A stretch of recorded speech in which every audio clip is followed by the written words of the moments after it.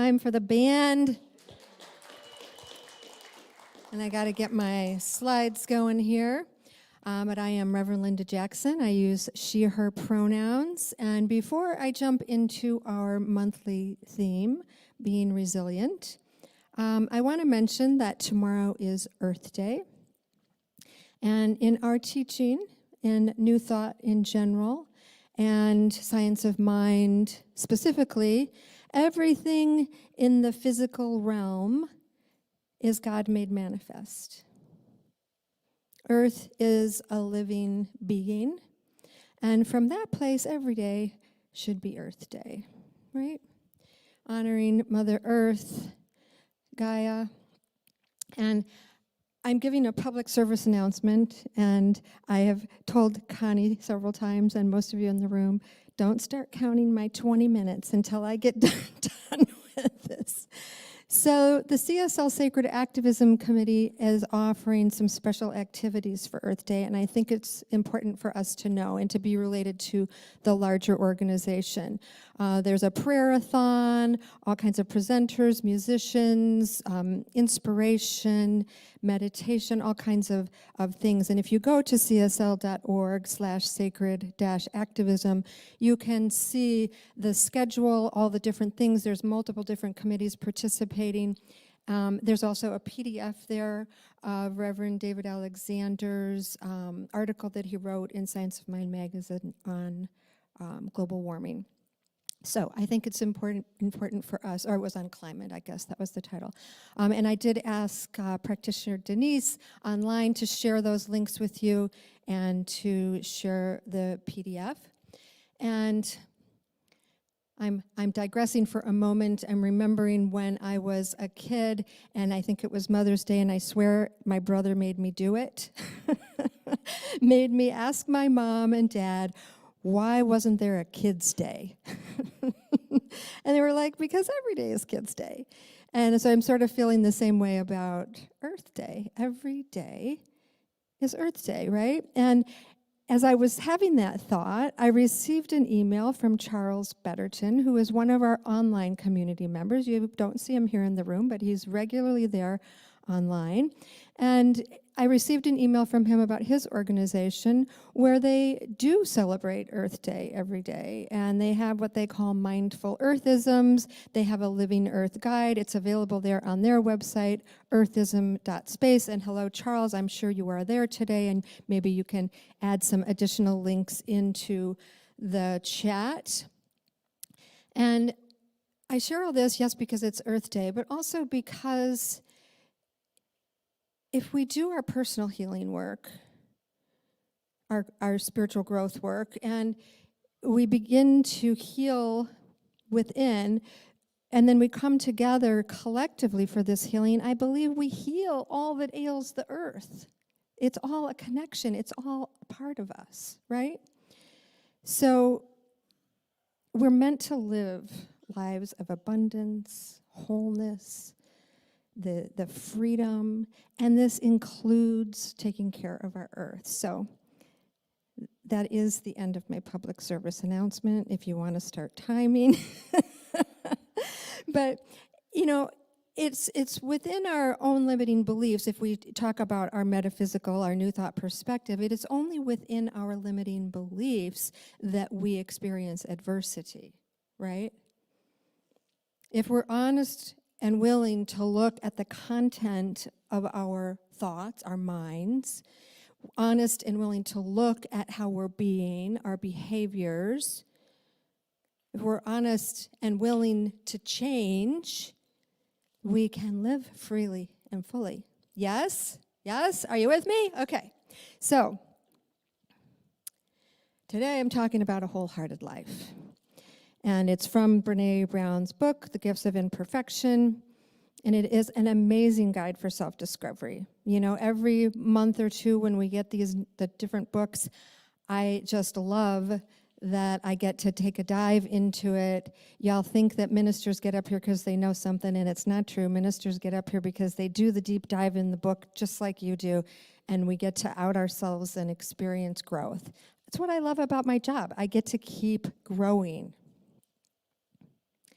So Brené says that wholehearted living is living and loving with our whole hearts, despite the risks and the uncertainty. Where others live half-heartedly, we bring our whole selves to the party. And I can tell you, for years and years, I was really good at putting on the facade of being connected and engaged and talking with people and getting to know them and having them feel like they knew me. But the whole time I had this little wall around me protecting me from having you know who I really was, what was really happening inside of me. And it's not like it's gone. It's just that I'm more related to it. I still had to put on my cute shoes before I got up here because I worry what they'll think if I come up in gym shoes. I still brought my cell phone in case my laptop didn't work. I'd have my notes. I have my watch and my laptop and my phone for the time in case I lose track. So y'all, I might look like I'm a little together. I hope I look like I'm a little together. But there's all this stuff going on, right? And I'm sharing that. This is that vulnerability that Brené talks about in the book. And I just went way off my talk. So good luck with that timing, Connie. So in order to live a wholehearted life, we have to come from a place of worthiness. And this is the third Sunday of the month, which means we're unplugged, which really just means we're wanting to have some engagement in the room rather than me just talking at you the whole time. So I'm inviting some participation, and our people online, Denise is there to support you, and Connie will make sure if there are any comments that come in the chat that she can bring those into the room. So I just want to check in and say, does the word worthy bring up anything for you? Anybody? Even just the word worthy. Yeah, shout it out. What you got? Yeah, what does it bring up? You want to hide. Okay, she's hiding right now. Makes you want to hide. I'm not enough. Anybody else? Not? Not worthy. Okay, great. I mean, I have never liked the word worthy, unworthy. For something about it, I have an aversion to it, and now I know why. Right? Same way I didn't like the word boundaries. Well, because I didn't have any and I didn't want any. There's something else I just want to address, and that is sometimes we might act worthy, even entitled, but it's just another way of compensating for the feelings of unworthiness, right? It might show up for some people as that hiding, that withdrawing, that shrinking. It might show up for others as puffing up, being important. I already know that. And I'm just acknowledging that because there's so many different ways that we can all learn from this content. And what Brené says in one area may be a little different for you. And I've had to kind of do my own interpretation, and I'm just inviting that. So for me, it doesn't show up as I'm not enough, which is how Brené Brown often references it. It shows up for me as I messed up, I did it wrong, and it's my fault. I'm hearing like birds squeaking or something. Oh, it's a dog, okay. So it shows up for me as I messed up, it's my fault. I mean, I can tell you that sometimes I'll be in the middle of a normal day and the phone will ring and I'll think, oh God, what did I do? Somebody's calling to tell me what I did wrong. So it lives in me that way. And I've been going through a home loan process. I'm excited. My son and I are buying a building. And talk about having all your stuff come up. I mean, they even call it approval process. I've been like thinking, my God, they've got access to my checkbook, to my checking account. They're watching what I'm spending my money on. Is it okay if I go to Walgreens right now? I mean, yeah, I'm that nutty, folks. I'm that nutty. And I'm sharing this with you to invite you into your own willingness to be vulnerable. It's okay.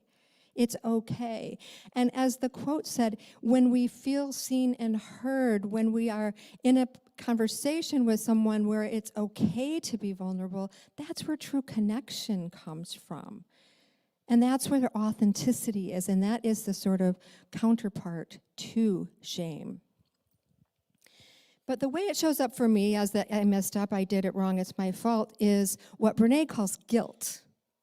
So she says that researchers agree that the difference between guilt and shame is that guilt is I did something bad, and shame is I am bad.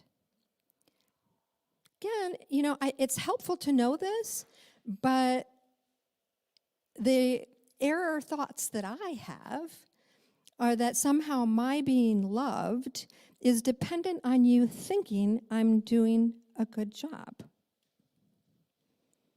And I've done a lot of work on this. It still lives there, but I spot it, I work with it, I don't let it run me like it used to, right?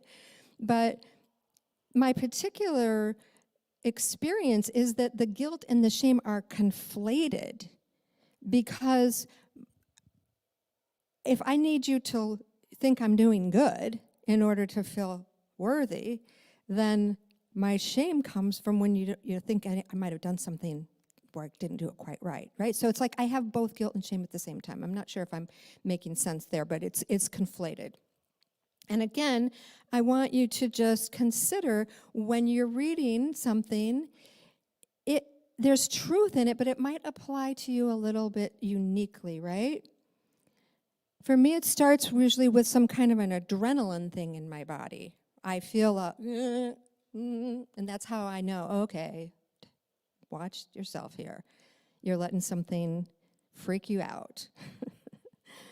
And I'm just wondering, guilt, I did something bad. Shame, I am bad. Any of that resonate with anyone in here or anyone online? Yeah? What you got? If you have enough guilt, it leads to shame. Anybody else? No? Nobody online? All right. See, y'all like it better when I just talk at you.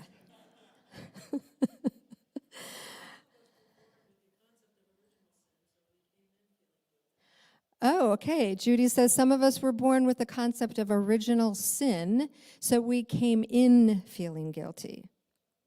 I can get that. And I would even say that we inherit our ancestral guilt and shame, that we're at a cellular level carrying that stuff around, right? So we have guilt for no reason at all, says soon-to-be practitioner Jason. That's right. Well, worthiness begins to occur through owning our own stories, according to Brené Brown.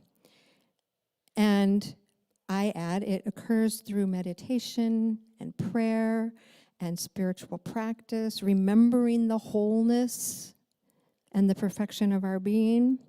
But this work on shame, without doing this shadow work, looking at what's going on in the subconscious, if we go straight to it's all good, it's all God, it's a spiritual bypass. So I have a lot of appreciation that we're bringing in this sort of spiritual psychology work to help us do the work from unhealthy ego to healthier ego so that we can deepen spiritually and really have the full experience of knowing our oneness rather than having another way of protecting ourselves with the it's all good, it's all God. No, I can actually know it is all good. It is all God. And that whatever that story is that's going on with me is just a story, right? Brené says that owning our story and loving ourselves through that process is the bravest thing that we'll ever do, right? In my healing work and in the work I do with others, I work a lot with the idea of the stories we make up about ourselves.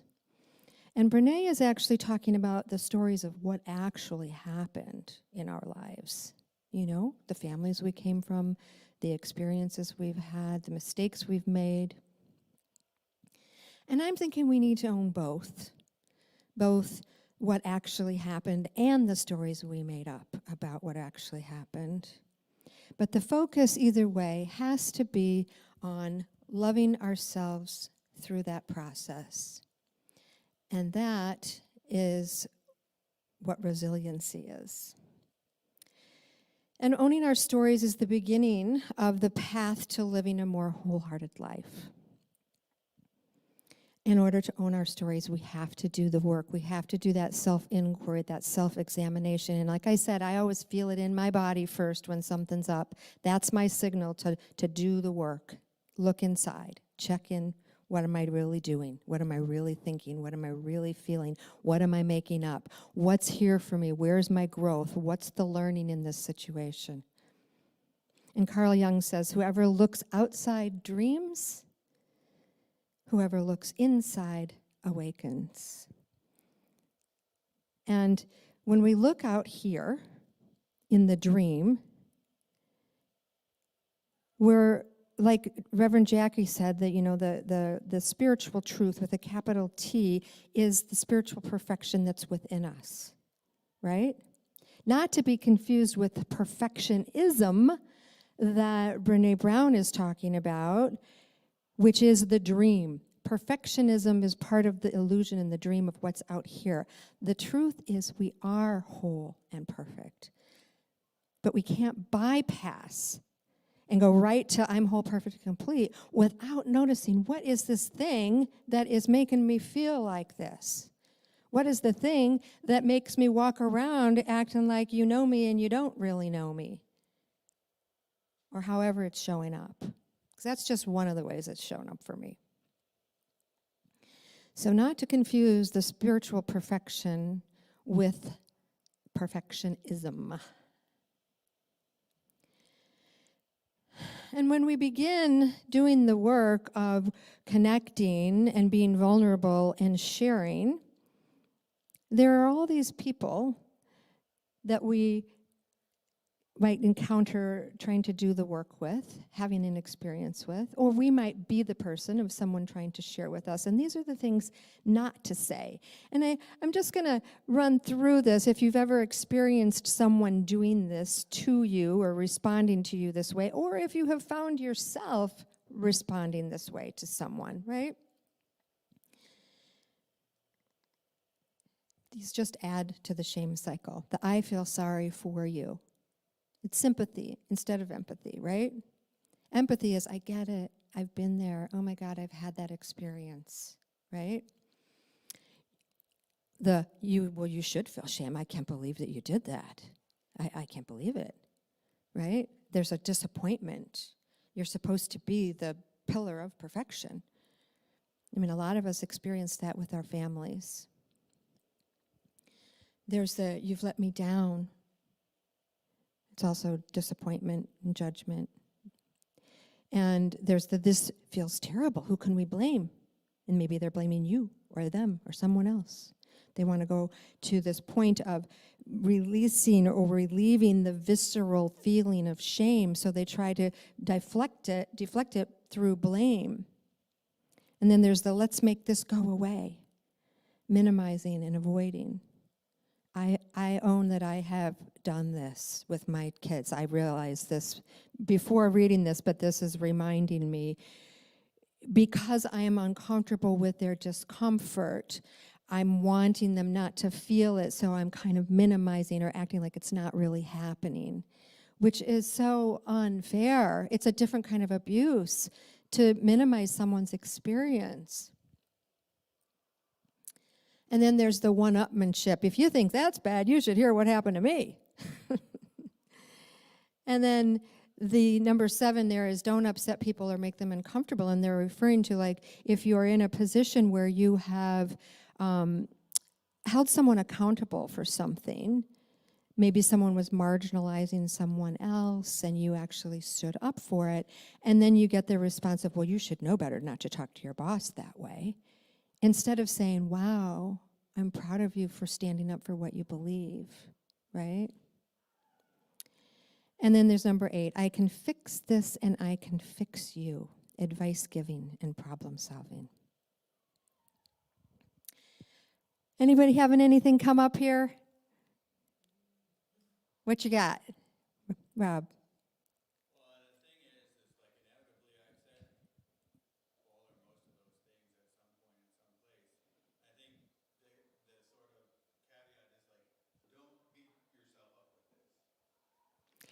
Rob is saying he has said most of these things at some place in time or point in time, but the caveat is don't beat yourself up with this. And that is a beautiful point.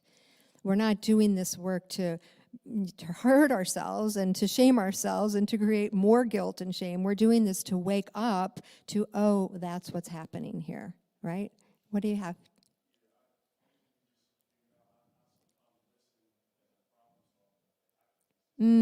Listening as a problem solver. Great. Connie, you have something online?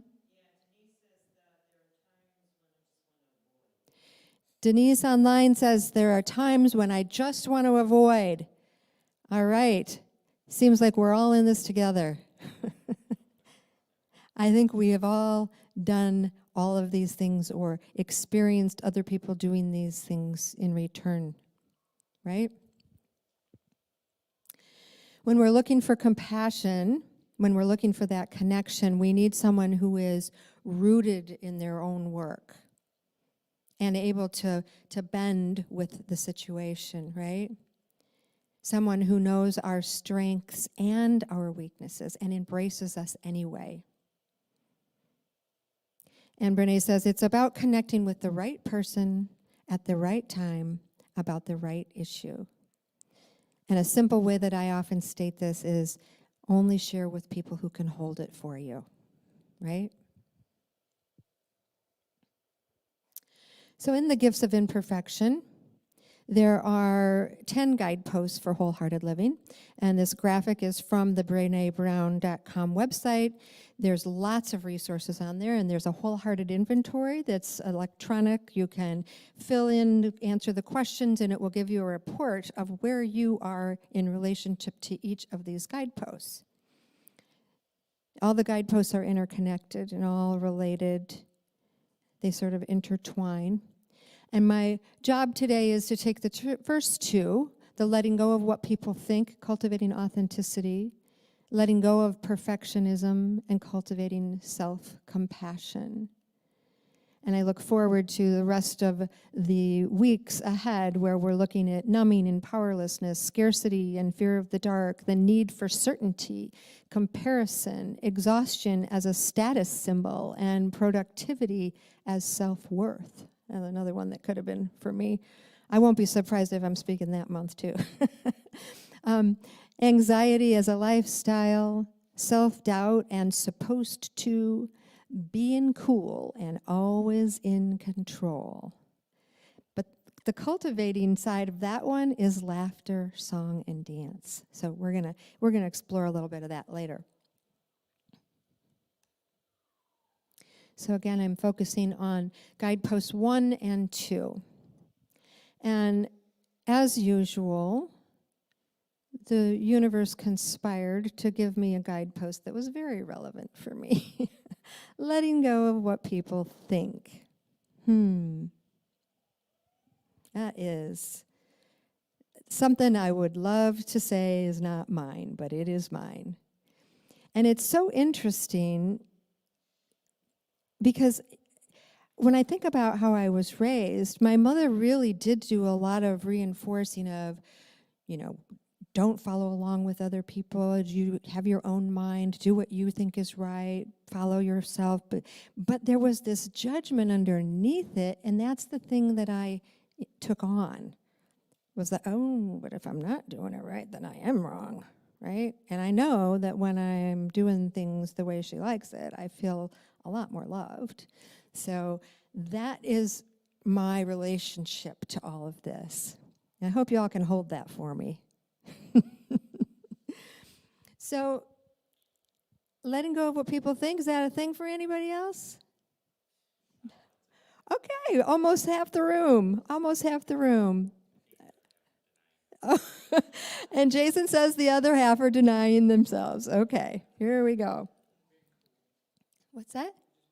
They're just being cool. That's right. All the ways that we put up the little facade, right? Well, the counterpart, or what we cultivate in place of letting go of what people think, is authenticity. And, oops, I have an extra capital I, see? I'm already noticing what people might think. Authenticity is the daily practice of letting go of who we think we're supposed to be and embracing who we are. This is a daily practice. So practicing guidepost 1, I'm going to just invite you to take a moment and reflect on the areas of your life where you feel the need to conform or please others. Any areas of your life where you feel the need to conform or please others. And now ask yourself, how does this desire to conform or please affect my ability to be authentic and true to myself?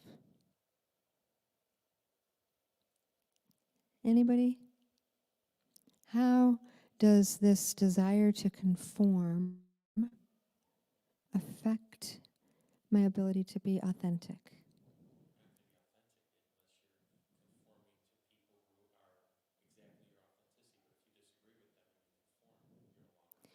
So if you're conforming, you're not authentic.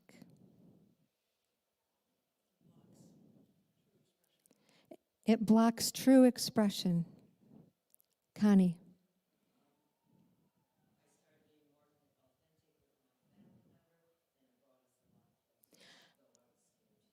I started being more authentic with my family member, but it brought us a lot closer, even though I was scared to do it. This might sound convoluted a bit. I'm not sure if I know how to say it clearly, but what's coming up for me is this experience that I had in the past of when I am monitoring who I am being, when I'm presenting myself in a way that I think is going to be for the presentation that you need of me. You need me to present a certain way in order for me to feel like you're going to approve of me. There's no way for me to actually feel loved by you. Because even if you think you love me, I know that you're loving a way that is not really the truth of who I am. You're loving this sort of artificial presentation that I've given you of myself, right? So really feeling loved and connected requires that authenticity, requires being true about what is there for you.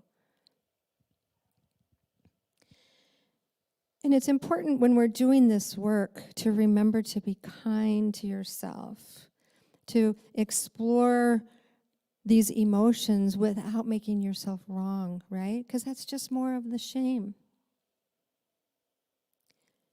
Anybody want to share anything about how your relationships or experiences would change if you fully expressed your true self? Any thoughts on that?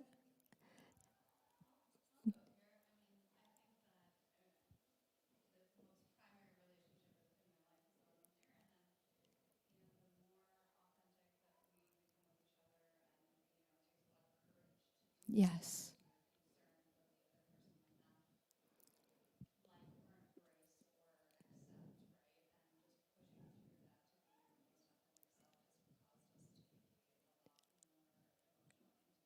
Nice. So emotional intimacy occurs when you push through the discomfort of showing your vulnerability, being your authentic self, taking the risk of whether the person's going to like it or not. And when you move through that together and you're both willing, there's more intimacy that comes. Did I get that right? Great. Thank you. Guidepost 2, letting go of perfectionism and cultivating self-compassion. So if we project the image of being perfect, we avoid blame, shame, and judgment. At least that's what we think. Typically, that's where perfectionism is coming from. That if I'm perfect, then I won't have to feel those things. We try to hide the imperfect parts. But avoiding blame and shame, judgment, just keeps it running in the background. It doesn't resolve it. And Amy said when she spoke a couple weeks ago that she had a different idea of shame, and this book sort of shifted her thinking about it, changed her understanding. And I'm having a similar experience with the idea of perfectionism. I have never seen myself as a perfectionist. I have dust under my couch. I have not filed my taxes yet. A perfectionist would not be okay with that, right? There's a lot of ways that I can be messy in my life.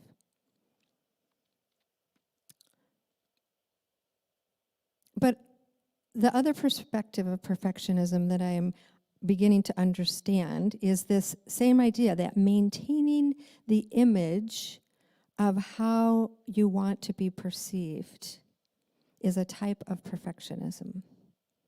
So the one in me that thinks my being loved is dependent on you thinking I'm doing a good job is a type of perfection. Like I have to appear a certain way, right? And I never thought of it that way before. So I'm just sharing that, inviting you to consider how these concepts and teachings might apply to you. Oops, I want to see if I covered all of that. I missed the one. In the problem with perfectionism is that the expectations are unmeetable. And to let go of perfectionism, we have to cultivate that self-compassion.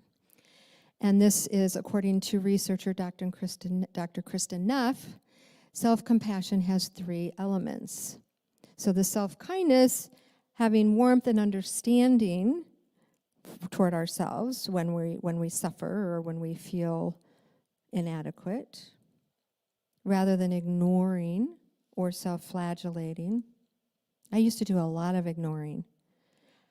I used to feel that adrenaline thing in my body and just completely ignore it. I didn't even realize it was a signal to tell me something was up. I just thought, oh, I got like butterflies or something. I just ignore it. Now I know anytime I have that surge feeling in my body, I need to stop. I need to do some inquiry. I need to get some kindness going toward myself and check in.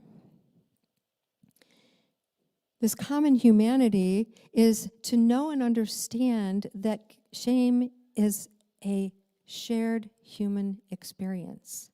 It is not something that only I am experiencing. Everyone is experiencing it to some degree, right? It's something that we all go through. And perfectionism won't protect you from the feelings, right? So then mindfulness is that the balanced approach to the negative emotions so that they're neither suppressed or exaggerated, right? So mindfulness teaches us this awareness so that we can do the checking in and we can honor how we are, where we are, and make a different choice. We have that choice point. We can't ignore our pain and feel compassion at the same time. And another thing that I got from this is to not over-identify with or exaggerate our feelings either. I think that is something that I have often felt because my feelings are so powerful when I feel things that I identify with it, and I feel like everybody needs to know that, or the person, with my son or my ex or whatever, they need to know how I'm feeling. It's like, well, maybe not. Maybe I just need to work through that, and maybe it doesn't impact them or affect them at all. Wouldn't that be ideal? It has improved all of my relationships, I will give you that. Now, sometimes there are times I need to speak through things with them. I mean, I'm not saying you deny it, but it's getting a handle on what is really mine to do and what needs to be said in this relationship, right? So practicing guidepost 2, they talk about this platinum rule. Now, we all know the golden rule, do unto others as you'd have them do unto you. And I'm familiar with a different platinum rule, which I really appreciate, and that is do unto others as they want to have done unto them. And this, I just got the 30-minute sign, and I got thrown off a little bit, sorry. The platinum rule that they're talking about here from Tal Ben-Shahar, do not do to yourself what you would not do to others. That's a good one. That's a good one.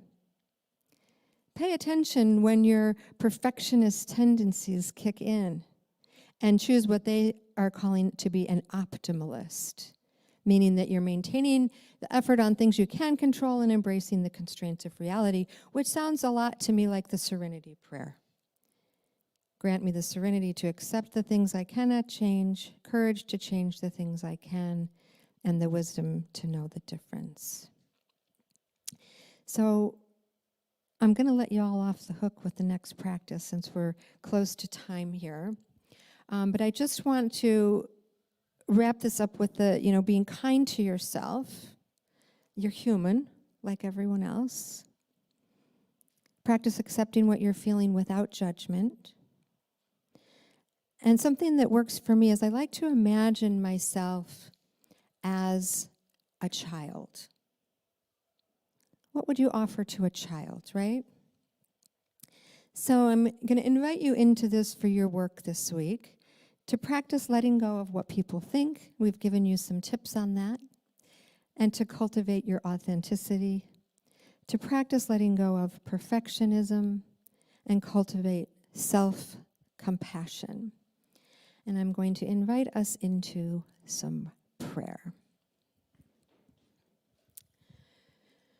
So right here, right now, I know there is only one thing happening. I know this as the life of God, the life of the infinite, expressing itself in, as, and through all things, through all beings, through all of the earth, all one. And as I turn my attention within, I recognize within me my access point to this unformed substance, the subjective realm of unlimited potential, infinite possibility. All that God is, the generative, creative nature of life, available there within me. I am one with the wholeness, the perfection, the freedom, the abundance, all of it. It is the truth of my nature, and it is desiring to express in, as, and through me as only I can express it. And since we are individual expressions of the divine, I know it is true for each one here, each one online, each one hearing my voice. Each of us are individual expressions of the divine, one with that generative creativity, that power, that freedom, that abundance. It is the truth, and it is desiring to express itself in, as, and through each of us. And from that place, I just speak a blessing over everyone doing this work, over everyone letting go of these old ideas, these old beliefs, these old behaviors that are no longer serving.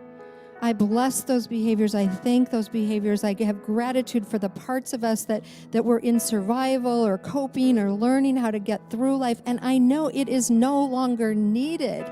And I step into this high idea of who I am here to be, calling forward for each one to step into the high idea of who they are here to be. Their authentic self, the perfectly imperfect self. The joy, the freedom, the abundance comes through clearly. There's freedom of expression. They bring gifts that only they can bring. They are the perfect expression of the divine, exactly as they are. And I just say yes to this. I say yes, yes, yes. And I'm so grateful. Grateful for all the good. Grateful for the fulfillment of this prayer. Grateful for that freedom, joy, abundance. Grateful for our transformation. I let it go. I call it good. And so it is. So it is. Yes, yes, yes. And I'm just going to say one more thing. The final guidepost that we'll cover later on next month is to let go of being cool and to cultivate laughter, song, and dance. So I say, get up and dance like you don't care if anybody's watching. That's right. Come on.